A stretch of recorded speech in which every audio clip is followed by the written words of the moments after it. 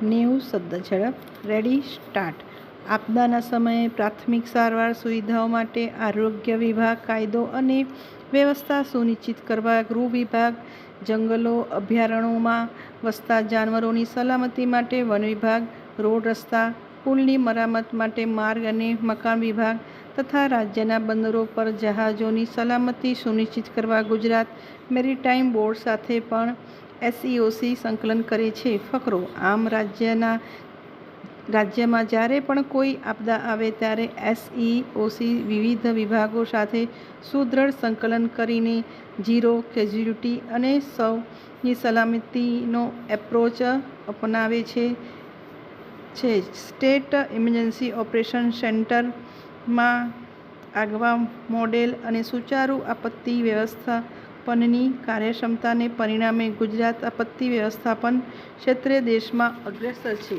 ફકરો: વરસાદી ઋતુ આવે એટલે ઘણા રોગ બીમારીને સાથે લઈને આવે. મચ્છરજન્ય અને પાણીજન્ય રોગનો ફેલાવો પણ વધી જાય.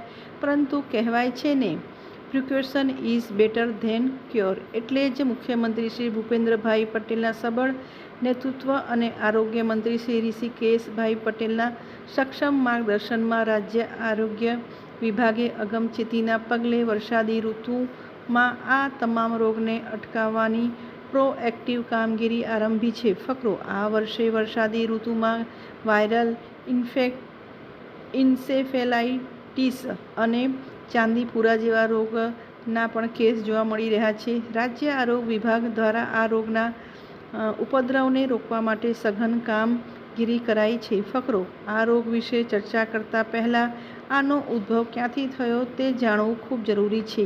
ચાંદીપુરા એન્સેફેલાઇટિસ એ વાયરલ ચેપને લીધે ફેલાતો મગજનો તાવ છે. આ રોગનો પહેલો કિસ્સો 1915માં મહારાષ્ટ્રના નાગપુર જિલ્લાના ચાંદીપુરા ખાતે મળ્યો હતો અને એટલે જ તેને ચાંદીપુરા વાયરસ તરીકે ઓળખવામાં આવે છે. આ રોગમાં મગજનો તાવ આવે છે, જેથી તાત્કાલિક સારવારના અભાવમાં મગજના રોગોના લક્ષણો તેમજ ગંભીર કોમ્પ્લિકેશન જોવા મળે છે. ફકરો: આ રોગના મુખ્ય લક્ષણોમાં તાવ, શારીરિક નબળાઈ, ઉલટી, ઉબકા, બેભાન થવું અને ખેંચ આવવાનો સમાવેશ થાય છે. આ વાયરસનું જોખમ મુખ્યત્વે બાળકોમાં (0 થી 14 વર્ષ) માં જોવા મળે છે. તેમ છતાં લાંબી બીમારી ધરાવતા દર્દીઓ તેમજ વૃદ્ધોમાં પણ આ વાયરસનું ચેપનું જોખમ રહે છે. ફકરો: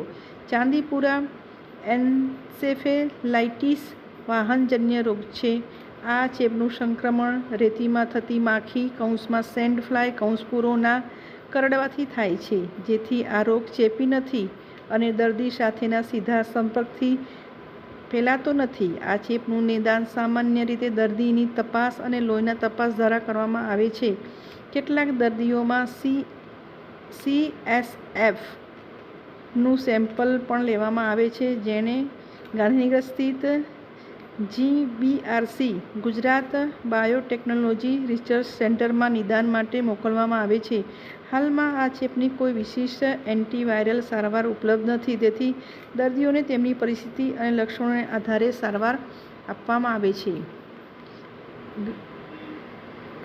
ગંભીર રોગોની સારવાર માટે દર્દીઓને આઈસીયુમાં દાખલ કરવામાં આવે છે તેમજ જરૂરિયાત પ્રમાણે વેન્ટિલેટર